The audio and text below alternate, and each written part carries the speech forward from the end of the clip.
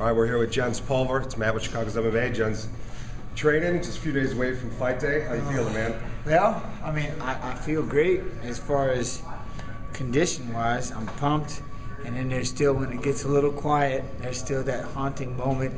You're 0-6. You're 0-6. But then I get really pissed off. Part of my language. But then I get really mad when I think about all the naysayers and all the ones. Do us a favor, retire. And it's like, hey, you know what? I understand. People want to see, that they think I'm done. And that's the thing that pumps me up about being in this gym and training with Dougie is he's the biggest advocate of me going, whoop. He's like, you lost a step, you're slow. So I've spent the last 2.5 months proving to Doug and to Jeff, trust me, it was all mental. I keep using the damn horse and everybody's like, stop, but Seabiscuit, I'm telling you.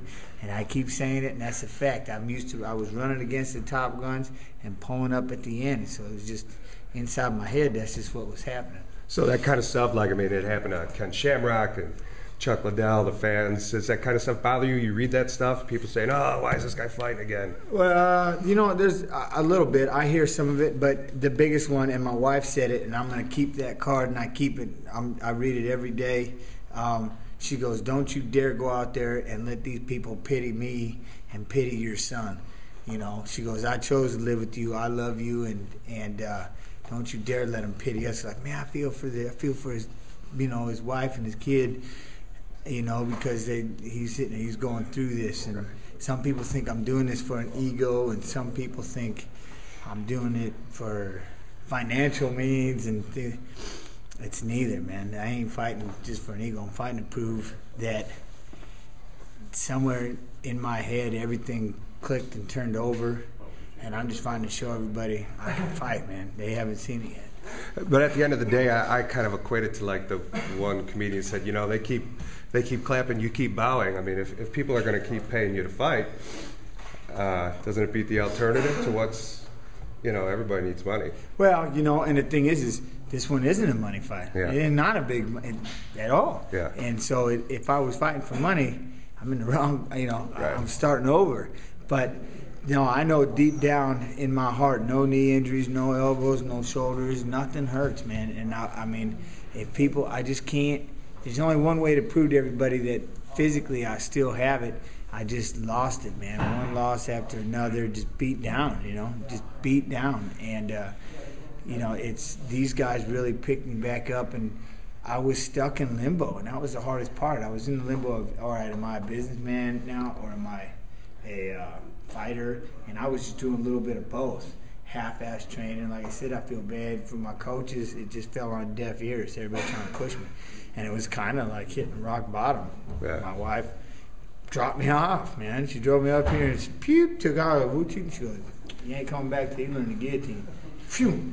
I've been living here since November. Right, yeah. It's too bad you're training. If we had time, we could do like Jens Pulver's cribs. Yeah, we could go upstairs and see your palatial estate up there. See my 14 by 20? Yeah.